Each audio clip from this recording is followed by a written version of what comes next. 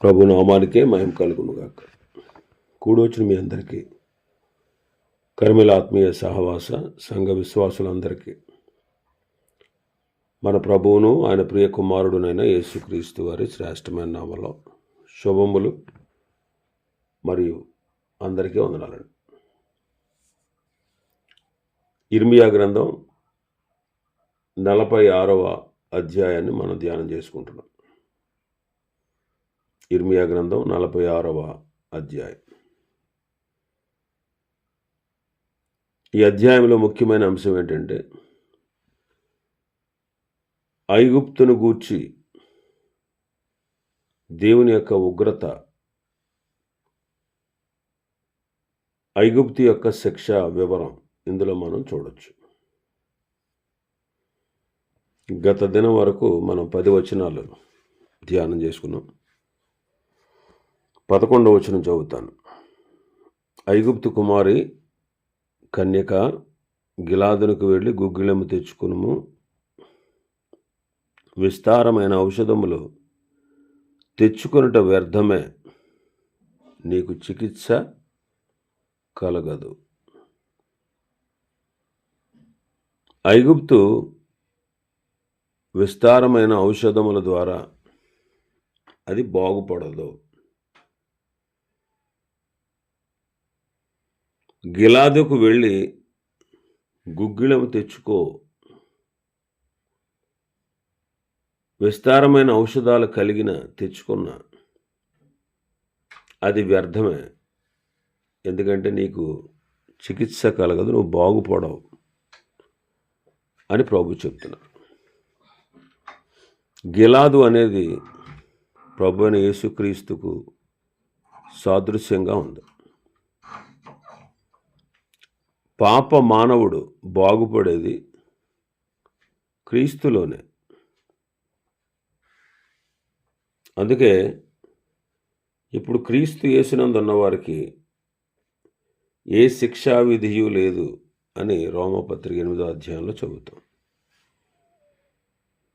గిలాదులో ఉన్న గుగ్గిలము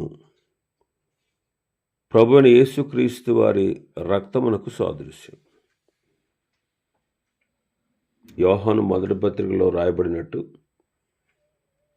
క్రీస్తు రక్తము ప్రతి పాపము నుండి మనలను కడిగి పవిత్రులనుగా చేయండి. యెషయా గ్రంథం 53వ అధ్యాయం ప్రకారం 5-6 వచనాలు మనం చదివితే, మన అతిక్రమ క్రియలను బట్టి అతడు గాయపరచబడిన, మన దోషములను బట్టి నలుగగొట్టబడిన, మన సమాధానార్థమైన శిక్ష అతని మీద పడిన, అతడు పొందిన దెబ్బల చేత మనకు స్వస్థత కలుగుచున్నది. మనమందరము గొర్రెల వలె త్రోవ తప్పిపోతిమి, మనలో ప్రతివాడును తనకిష్టమైన త్రోవకు తొలగెను. యెహోవా మన అందరి దోషమును అతని మీద మోపెను, అతడు దౌర్జన్యమునందెను, బాధింపబడినను అతడు నోరు తెరవలేదు. వదకు తేపడు గొర్రె పిల్లయు, బొచ్చు కత్తిరించువాని ఎదుట గొర్రెయు మౌనముగా ఉండునట్లు అతడు నోరు తెరవలేదు. అన్యాయపు తీర్పు నొందిన వాడై అతడు కొనిపోబడెను. నా జనుల అతిక్రమమును బట్టి అతడు మొత్తబడెను కదా. సజీవుల భూమిలో నుండి అతడు కొట్టివేయబడెను. అయినను అతని తరము వారిలో ఈ సంగతి ఆలోచించిన వాడు ఎవరు? ఈ వచనాలన్నీ కూడా ప్రభువైన యేసుక్రీస్తు వారిని గూర్చి ప్రవచనాత్మకంగా, ఆయన శరీరధారిగా ఈ లోకానికి వచ్చి శ్రమలు పొందక ముందే ఈ విషయాన్ని యెషయా గారు ప్రస్తావించారు. కాబట్టి క్రీస్తు రక్తము మన ప్రతి పాపము నుండి మనల్ని కడిగి పవిత్రులుగా చేస్తుంది. ఆయన పొందిన దెబ్బల చేత, గాయముల చేత మనకు స్వస్థత కలుగుతూ ఉంది.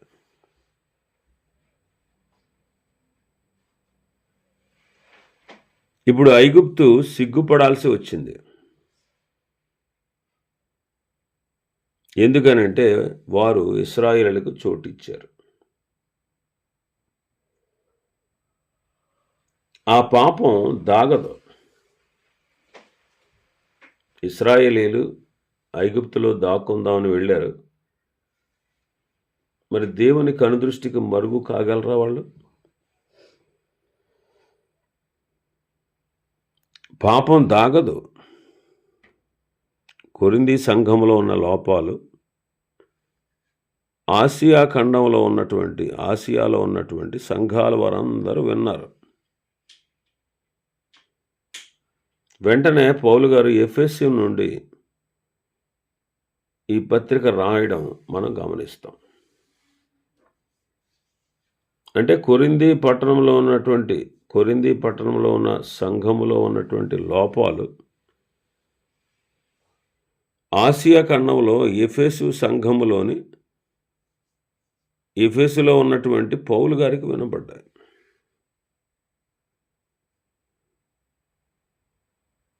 ఆ లోపాలను సరిచేస్తూ పౌలు గారు ఈ మొదటి ఉత్తరాన్ని కొరింథీ పత్రికను రాశారు. కాబట్టి మనలో లోపం ఉన్నదా? ఒకవేళ లోపం ఉంటే మనం అనుకోవచ్చు, ఈ లోపం ఎవరికి తెలియదులే అని అనుకోకూడదు. మనలో లోపం ఉంటే అది అందరికీ తెలియపరచబడుతుంది. కాబట్టి మనలో ఉన్న లోపాన్ని మనం వెంటనే సరిచేసుకోవాలి. కొరింథీ సంఘంలో లోపాలు ఉన్నాయి. ఆ లోపాలన్నిటినీ పౌలు గారు క్రమపరిచారు. వాటి నుంచి వారు విడుదల పొందాలని, వారు సరిచేసుకోవాలని, వాటి గురించి చక్కగా వారిని క్రమపరిచారు. ఇంకా మనం చూస్తే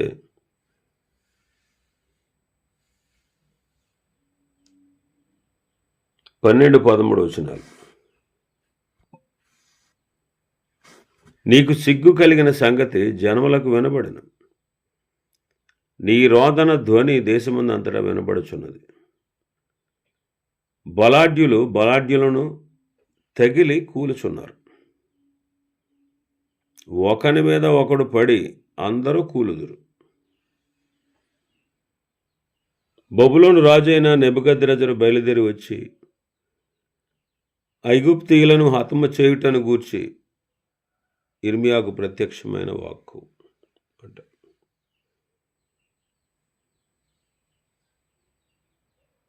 నీకు సిగ్గు కలిగిన సంగతి జనములకు వినబడింది, నీ రోదన ధ్వని దేశమంతటా వినబడతా ఉంది. మీరు కూలిపోతున్నారు, ఒకరి మీద ఒకరు పడి అందరూ కూలిపోతారు అన్నాడు. కాబట్టి మనలో ఉన్న లోపాలు అందరికీ కనబడతాయి, అందరికీ తెలుస్తాయి. ఖచ్చితంగా రహస్యాలు బయలుపరచబడతాయి. కాబట్టి మనల్ని మనం సరిచేసుకోవాలి. ఐగుప్తుకు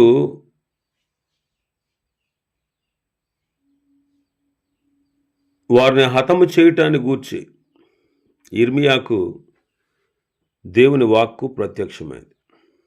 బబులోను రాజు అయినటువంటి నెబుకద్రెజరు వచ్చి ఐగుప్తీయులను హతము చేస్తాడు అని ఇర్మియాకు దేవుడు తన వాక్కు ద్వారా ప్రత్యక్షపరిచారు.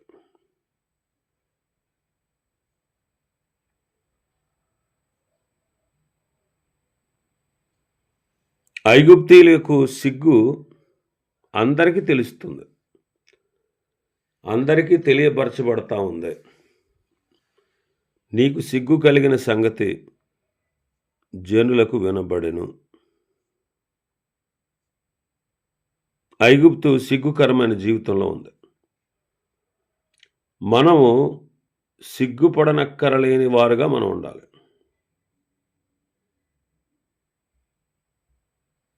యేసుక్రీస్తును నమ్మక ముందు సిగ్గుకరమైనటువంటి పరిస్థితుల్లో మనం ఉన్నాం, జీవించాం. కానీ ఇప్పుడు సిగ్గుపడనక్కరలేని వారుగా ఉండాలి. పౌలు గారు తిమోతిని అదే అంటారు. దేవుని ఎదుట యోగ్యునిగా, సిగ్గుపడనక్కరలేని పనివాడుగాను, సత్యవాక్యమును సరిగా ఉపదేశించువాడుగాను, నిన్ను నీవే దేవునికి కనుపరుచుకొనుటకు జాగ్రత్త పడుము అంటారు పౌలు గారు తిమోతితో. మనం ఒకప్పుడు క్రీస్తును కలగక ముందు, క్రీస్తును ఎరుగక ముందు సిగ్గుపడాల్సినటువంటి పరిస్థితిలో ఉన్నవారు. మనం పాపమునకు దాసులమై ఉన్నప్పుడు నీతి విషయమై నిర్బంధము లేనివారుగా ఉన్నాం. అప్పటి క్రియలు ఇప్పుడు తలంచుకుంటే మనకు సిగ్గు కలుగుతుంది. అప్పటి క్రియల వల్ల మన అంతం మరణమే.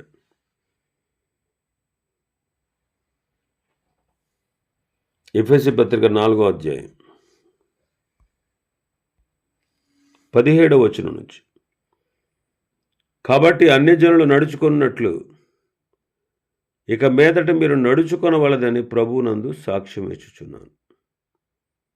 వారైతే అంధకారమైన మనస్సు గలవారే, తమ హృదయ కాఠిన్యం వలన తమలోనున్న అజ్ఞానము చేత దేవుని వలన కలుగు జీవంలో నుండి వేరుపరచబడిన వారే, తమ మనస్సునకు కలిగిన వ్యర్థతను అనుసరించి నడుచుకొనుచున్నారు. వారు సిగ్గులేని వారై ఉండి నానా విధమైన అపవిత్రతను అత్యాశతో జరిగించుటకు తమ్మును తామే కాముకత్వమునకు అప్పగించుకున్నారు. కాబట్టి మునుపటి ప్రవర్తన మోసకరమైనటువంటి దురాశ, మన స్వభావం చెడిపోయినటువంటిది. అయితే ఇప్పుడు క్రీస్తు యేసునందు నవీన స్వభావం మనకు దొరికింది. కాబట్టి ప్రభువులో మనం ఆయన ప్రజల మధ్య సిగ్గుకరమైనటువంటి జీవితాన్ని జీవించడం మంచిది కాదు. అలాగే ఆయన సేవలో కూడా ఆయన ఎదుట సిగ్గుపడనక్కరలేని పనివారుగా మనం ఉండాలి.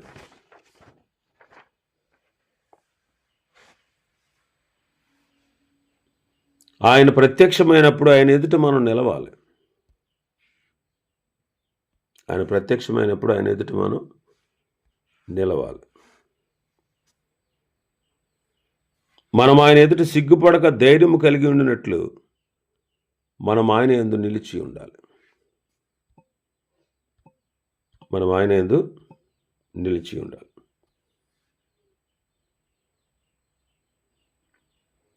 వారు పాపములో దుఃఖిస్తూ ఉన్నారు. ఇశ్రాయేలీయులు వారి పాపంలో, కొరింథీ సంఘం కూడా పాపములో దుఃఖిస్తూ ఉంది. అనగా లోక సంబంధమైన పాప సంబంధమైనటువంటి కార్యాలు ఉన్నాయి కొరింథీ సంఘంలో కూడా. దాని ఫలితం మరణమే. అయితే పాపం విషయమై పశ్చాత్తాపం అనేది అవసరం.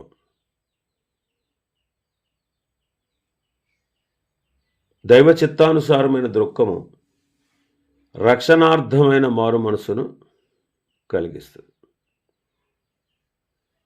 ఇంకా మన భాగంలోకి వస్తే 13వ వచనం నుంచి 18వ వచనం వరకు, నెబుకద్నెజరు బబులోను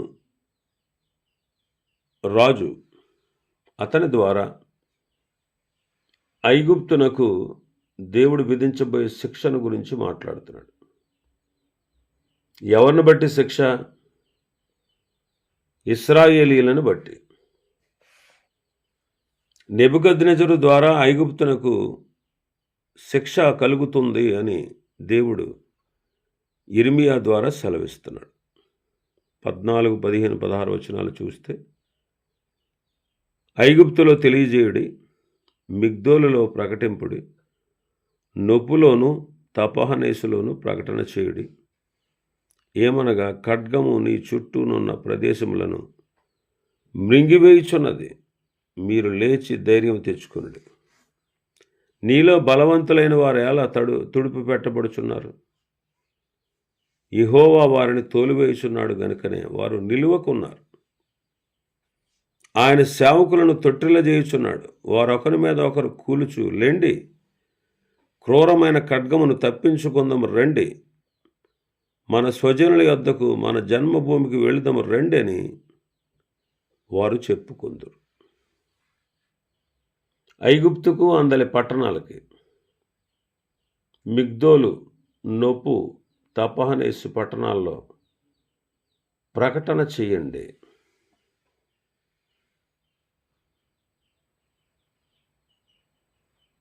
ఇవన్నీ కూడా ఐగుప్తు దేశంలో ఉండే ముఖ్యమైన పట్టణాలు. అక్కడ ప్రకటన చేస్తున్నారు.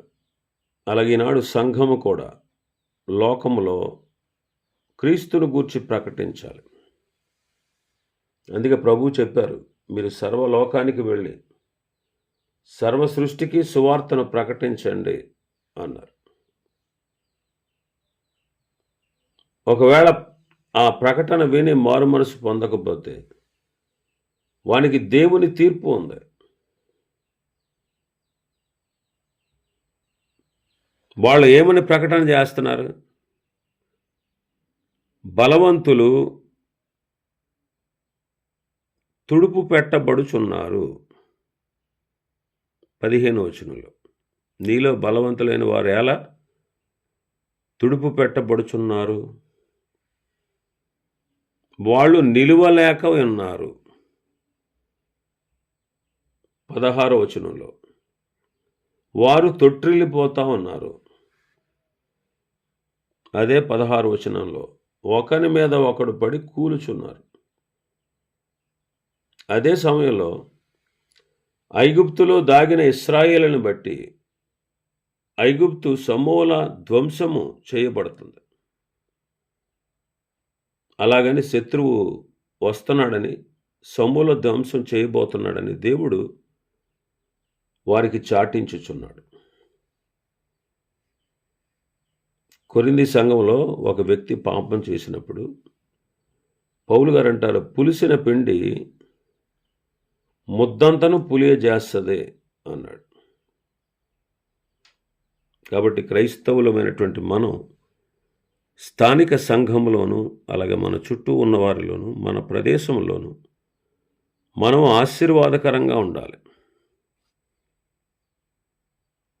17వ వచనం చదివితే, ఐగుప్తు రాజుకు ఫరో యుక్త సమయంను పోగొట్టుకుని వాడని వట్టి ధ్వని మాత్రమే అని వారచ్చట చాటించిరి. అంటే ఐగుప్తు దేశం సమూల ధ్వంసం చేయబడుతుంది అని చాటించారు. 18వ వచనంలో మనం చూస్తే, పర్వతములలో తాబోరు ఎట్టిదో, సముద్ర ప్రాంతములలో కర్మెలు ఎట్టిదో, నా జీవముతోడు అతడు అట్టివాడై వచ్చును. రాజును సైన్యములకు అధిపతికి యెహోవా వాక్కు ఇదే అంటాడు. శత్రు రాజు ఉన్నతుడై వస్తాడు, ఐగుప్తునకు గొప్ప నష్టం తెస్తాడు. ఈనాడు పాప మానవుని యొక్క గతి కూడా అదే. కానీ క్రీస్తులో ఉంటే మనకు తీర్పు లేదు. ఎందుకనంటే క్రీస్తు, మన ప్రభువైన యేసుక్రీస్తు వారు కల్వరిలో ఆ తీర్పును రద్దుపరిచారు. ఇక్కడ ఐగుప్తు పట్టణం నిర్జనమైంది. ఒకప్పుడు జనముతో కూడినది. కారణం, వారు ఇశ్రాయేలు ప్రజల్ని దాచిపెట్టిన తీరు. కాబట్టి ఐగుప్తును కూడా నాశనం చేయాలని దేవుడు నాశనం చేయబోతున్నాడని చెప్పాడు. ఎందుకంటే అక్కడ ఉన్నటువంటి ఇశ్రాయేలీలకు తప్పదు శిక్ష. ఎందుకంటే వారు దేవుని మాట వినకుండా వారు ఐగుప్తుకు వచ్చి దాక్కున్నారు. మరి ఇప్పుడు ఐగుప్తు పట్టణాలన్నీ ఖాళీ అయిపోతాయి.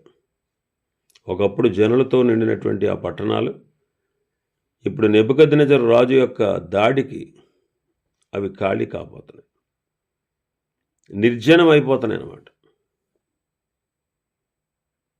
మనం కూడా గమనించాల్సిన విషయం ఏంటంటే, మన సంఘాలు అనేక మంది ఆత్మల చేత నింపబడాలి. యెరూషలేము సంఘము విస్తరించింది.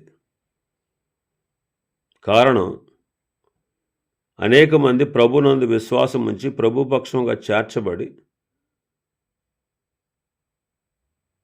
వారు విస్తరిస్తూ వచ్చారు. బర్నబా అనేటువంటి వ్యక్తి తన ప్రవర్తనతో అనేకులను సంఘంలో చేర్చాడు. ఈనాడు ప్రతి ఒక్కరి బాధ్యత అనేక మంది అన్యజనుల్ని మనం క్రీస్తు బిడ్డలుగా చేయాలి. మన సంఘాలు ఉజ్జీవంతో నింపబడాలి. అనేక మంది మనం ప్రభు యొద్దకు నడిపించాలి. మన వ్యక్తిగత ప్రవర్తనతో, మన సాక్ష్య జీవితంతో మనం అనేకుల్ని ప్రభు యొద్దకు చేర్చువారంగా ఉండాలి. చాలా విషయాలు అధ్యాయంలో ఉన్నాయి. ప్రభు చిత్తమైతే రేపటి దినం మరికొన్ని విషయాలు ధ్యానం చేసుకుందాం. దేవుడి వర్తమాన వాక్యాన్ని మన వినికిడిలో ఆశీర్వదించునుగాక. ఆమేన్.